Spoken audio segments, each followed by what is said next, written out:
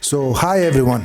Today I want to dive into an important topic, which is women in business and the kinds of discrimination and challenges they often face. Sometimes we might not realize just how tough it can be for women to break through when they go in self-employment or run their own businesses, especially in fields that might be male-dominated. So to put a real face on this, I'm bringing in Sam. Her name is Sam. She's the director of Innovative Igloo. That's the company she has created, and she has been successfully self-employed for the past 7 years. And she's a living proof of just how strong and resilient women in business can be. So let's hear her story and get some insights.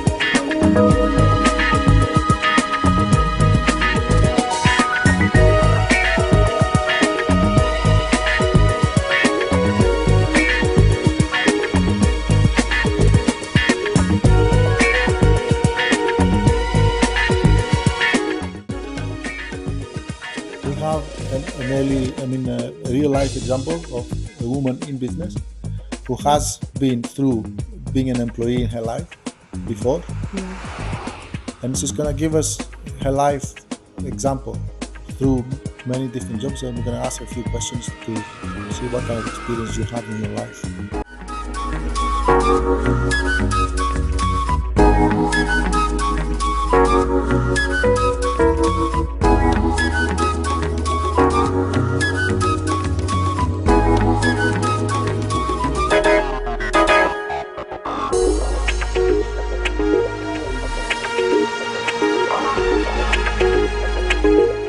My name's Sam. Everyone knows me as Sam in business because it's easier to remember as I'm Asian. My name is very hard to pronounce sometimes.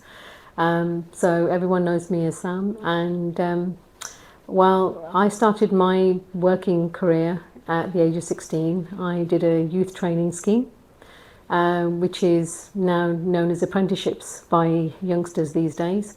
And having done the youth training scheme, my main area was in business, and I learnt a lot in administration and business work. Having gone from there, went into working in management at the age of 23. I became a manager of a regional claims manager for a freight company, and it was a massive achievement for me at the age of 23, becoming a manager not only for my department but also for a region of a country. So I covered the Midlands and Pennines region, and my responsibility really was to manage and ensure that the claims divisions within the Midlands and Pennines region understood how to handle administration work and also clients. So basically, from your early days, you didn't really feel this discrimination of you being a woman in business. It has been challenging at times because at that time I was in the freight industry. Freight industry is very predominantly male orientated, and being in a claims division as well, I had two other male companions who basically they both worked as regional managers. One covered the north, the other covered the south, and I was in the Midlands. So being the female person coming in, it was a bit daunting to begin with, but they were very welcoming, and they got to see, the positive side of having a female's perspective, I think, in the freight industry as well as in the claims departments that we used to work in. So Yes. So basically, Yeah. did you feel being discriminated in your early days or no? I did feel in terms of, so we say salaries, so when you come in as an administration support and then you get promoted within 8 months to becoming a regional manager, my income was not replicated to the same as what the male So were in the you think department. maybe like that was part of the reason you got this job because they knew that they would pay you less. I don't know. Not really. I can't really answer that because I was new to it. I was a bit naive as well because being only 23, you're new to the line of business, so you have to be a bit. I think to me it was, oh, this is fine, this is okay. It's only as time went on and another regional manager was introduced to the company. She was also a female, and when she came in, I think that's when she very innocently, bless her, told me what she was going to start with her salary. And me having had about nearly 4.5 years experience into the job, I was going to train her. She was actually going to be paid a lot more than me. So I think that's when I felt that feeling of, as you would say, discrimination on income. Okay, but despite that, your Yeah. confidence wasn't like affected as much. Your confidence No, was not you really. remained No, strong. I Was knew it? my, yeah. And what I did do, obviously, over the time, we were offered opportunities to progress in our career path, whereby we applied for other jobs within the company. And when I did apply for, it was a bit of a, I think, a big bit of a leap really, because my boss was leaving. So I thought I'd try being the national claims manager. So I knew it was a far cry really, but I thought, why not try? But Okay, you've got to show ambition. yeah, Yeah, and it shows that your self worth, yeah, absolutely. And you're one thing, valuing your self worth a lot. yeah, absolutely. And one thing the lady did say to me was, well, this is after the interview process. Obviously, I didn't get the job at the time because they were going to bring in an external person. The feedback I got basically from the HR was that I didn't have certain skills, and one of them was man management, and I found that quite surprising, bearing in mind I was running a region, so I was going to branches and I was training staff there, so I was managing people. So it didn't make sense to me being told that that is my reason. And then the funny thing was, my colleague, who'd been in the company for 30 years, he was also told the same thing, and he's been in the company for more longer than me. So we found that just to be a little bit of an excuse, really, for not giving us the job. And it made me feel a little bit better in the sense that it wasn't just me feeling penalised, it was also him, and he had far greater experience than I did. So I went away and I said, right, next time I'm not going to get anyone telling me that I haven't got management experience. So I went ahead and did my degree and also a master's in business. And I learnt many areas of business. I did it over 2 years. I went night classes, and I felt the most greatest achievement after 2 years of doing this, going in to HR, handing in my certificate, which I got distinctions for, and handed it in and saying, next time I apply for a job, I'll be damned if anyone tells me I haven't got management experience. So that was a good achievement for me. So, from there on in, I just continued, and obviously I've had my children as well. I've had two boys. My elder one I had at while I was working there, the freight company, and the second one, when I was due with him, I decided I needed to leave, and that's when I wanted to change my career path to doing something a little bit different. And at that point, I'm very creative in things that I do and make, and I was being encouraged by my family to become, why don't you just go into doing your own business? And I thought about it, and while I was on my maternity leave, I thought, shall I take the leap? Yeah, okay.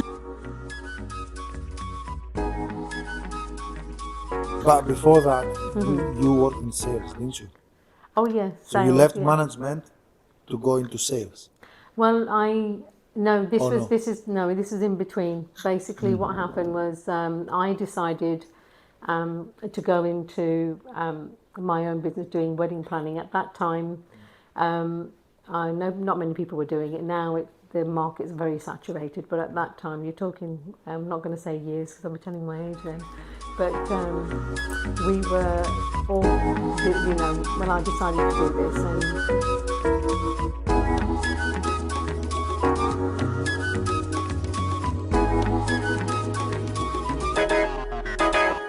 What's your title of the business? it's innovative igloo, or innovative igloo, as some people call it. Before we go anywhere else, what made you choose this title of this business? Wow, it was actually, I have to say, thanks to my son, my elder son. I couldn't come up with a name. I was going to call it Creative City. Because innovative, okay, I understand innovation, but where does igloo come from? What does that mean? Well, he actually said, he gave a good acronym for it. He said innovative, he said, is something that you do in your room. He goes, you innovate. He says, you come up with your own ideas. And he says, igloo is your office. He goes, your little igloo. He goes, where you create whatever you want for your clients. He goes, so let's call it So it's like your own space, your own kind of thing. space. Yeah, my igloo, my place where I create. Yeah. So with that concept, we have the strap line, first impressions matter. So that fell very nicely, shall I say, with the name of the business. Because to me, when you're designing a logo, when you're doing a brand design for a client, when you're helping them market their business, first impressions do matter. So that's the vision I had to start the business for customers. I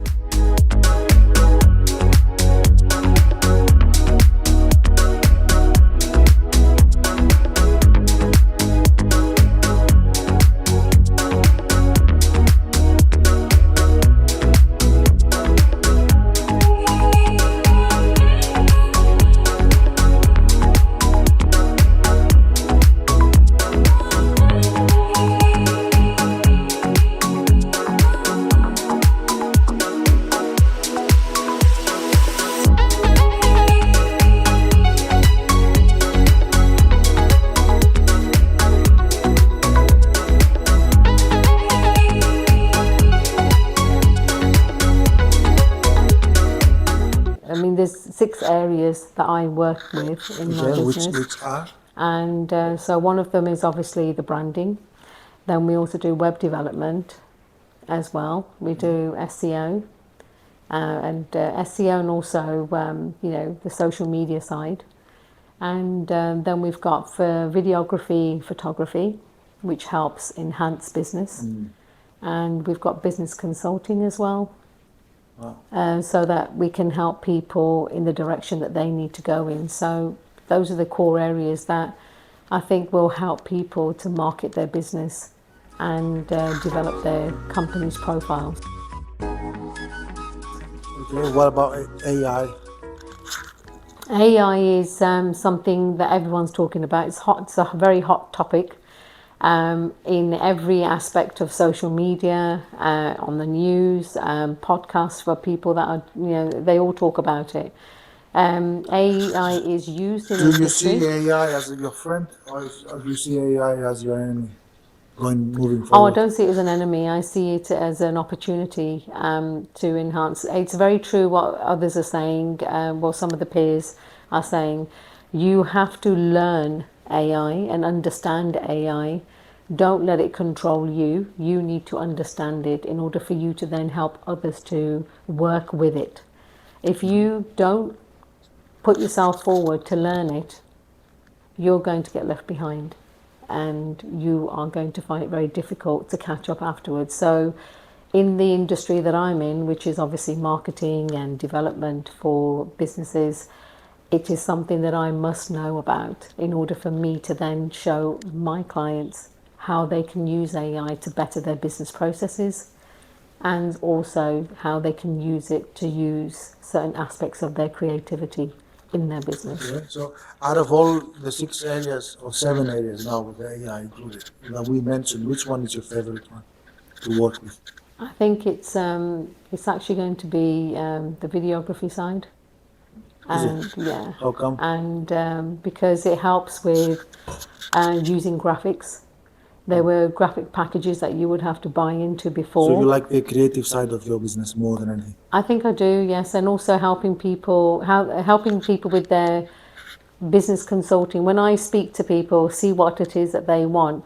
Now, naturally, people are nurturing more towards, since TikTok has come about, everyone is their own entrepreneur in doing their own videography, doing their own photography, and obviously it's saturated by people feeling confident to do it themselves. But some of them are there picking up a product and saying, "Here you go, this is for sale." But if you are if you're from a business, from, for example, what I do, marketing and everything, you need to be able to show, not necessarily show things, but you need to show your experience and your expertise.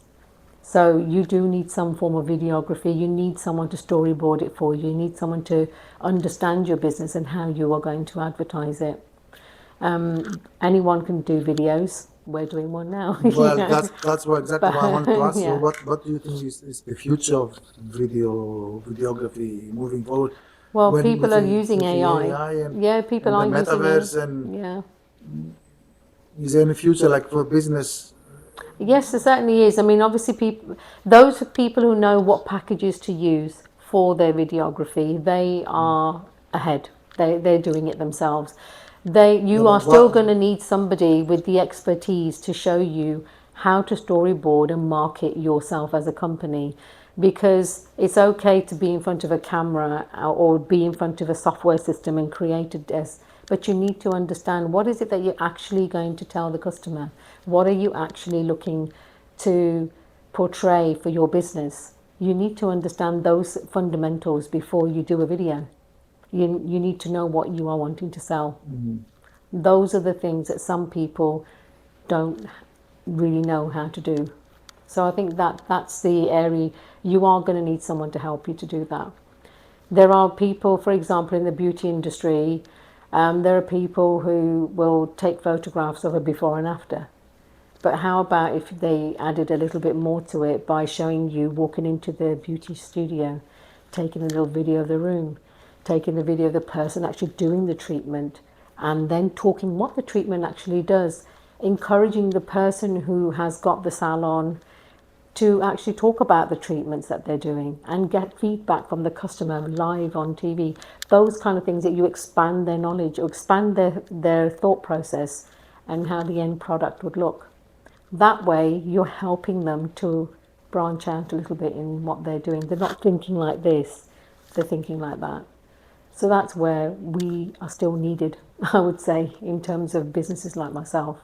Okay, but haven't you seen throughout this progress in the over the past years? Haven't you seen a decline in the demand, in the sales? I would say, because I also do design and print, there has been a decline in printing.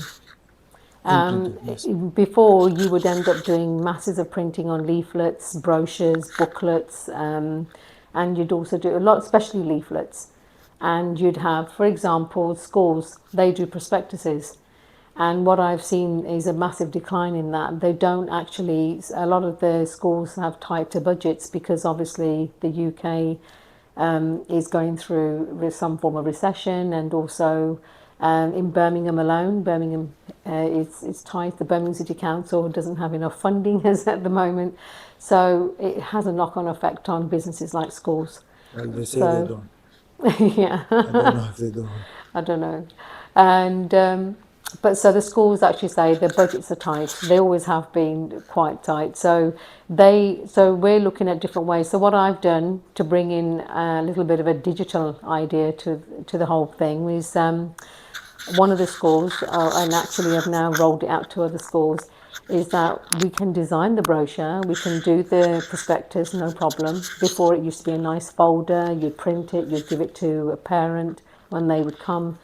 But they found that it wasn't actually having a massive impact, but it was actually having an impact on their finances.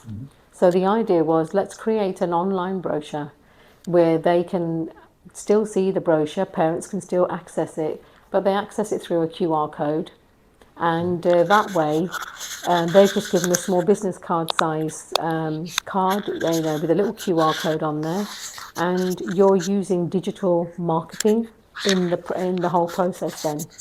So now we're using a little bit of AI, we're using a little bit of digital marketing because that's become very, very, very renowned now. And by doing that, it's lessened their budgets, lessened their costs, shall we say, and is not impacting their budget. So it's looking at newer ways of still doing the same thing but using technology more as opposed to printing. The only thing I can see an increase in is signage and also large format printing. That still happens. But the smaller things, so that impact I would say has had, that has been there on the business, definitely.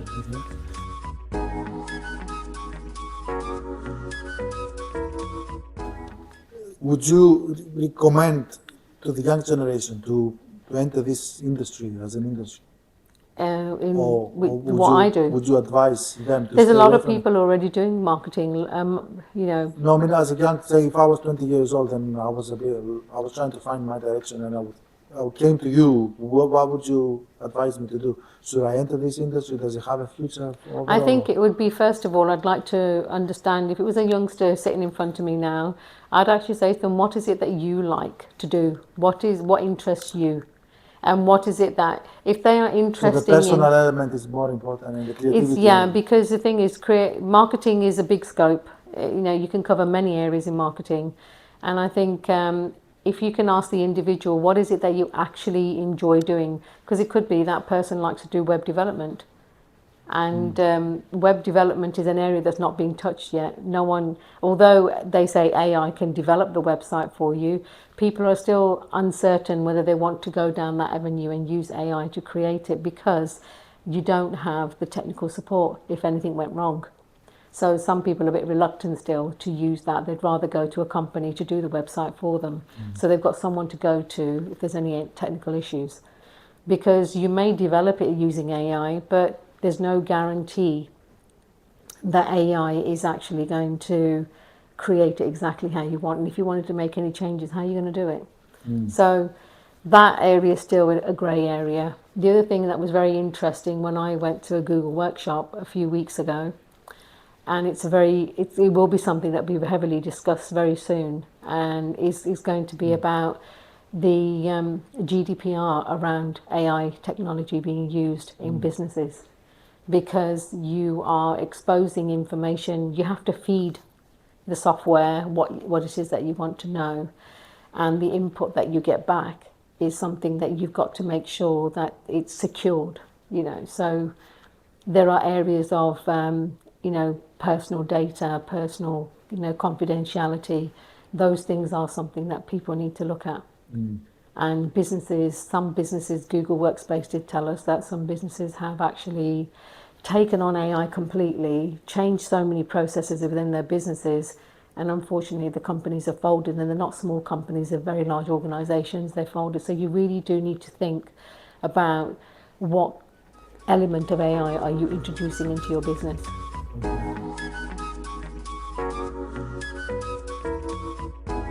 Yeah. Going back to initial questions, I asked you about you being a woman and the obstacles you had to face by being a woman as an employee.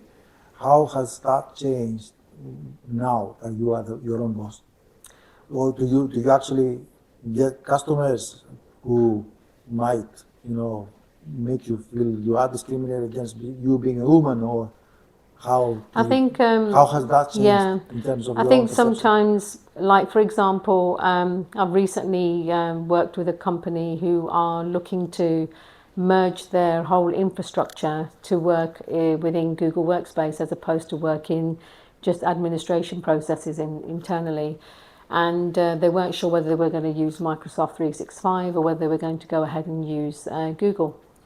And I think they were a little bit, when they first saw me, they were a bit reluctant to speak to a woman about the technological side of it.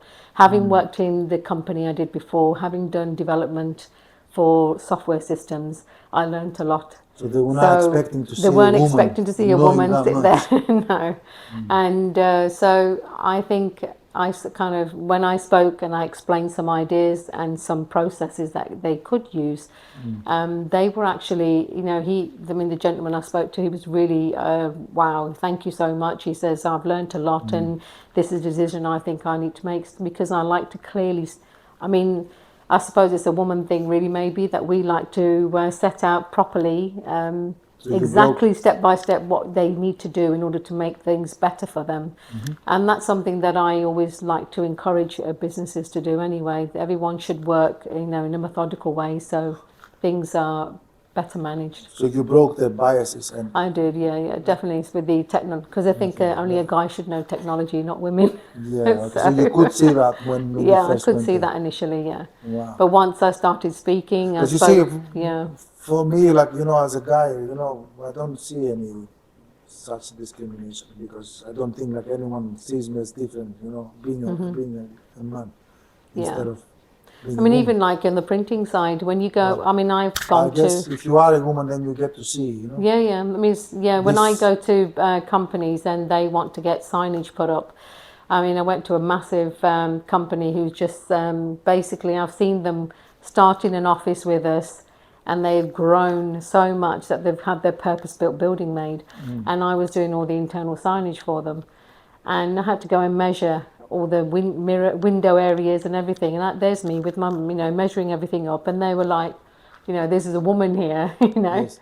not very tall, and I'm walking around and I'm measuring all the windows and I'm measuring all the areas, and they were just like, yeah, okay, and they found it quite surprising. But then going back and then bringing back the signage examples and everything to them, and showing them artist impressions of how the signage would look on their walls, they were very impressed, So I think they do get a little bit surprised, saying, I do many things. Yeah. I'm not afraid.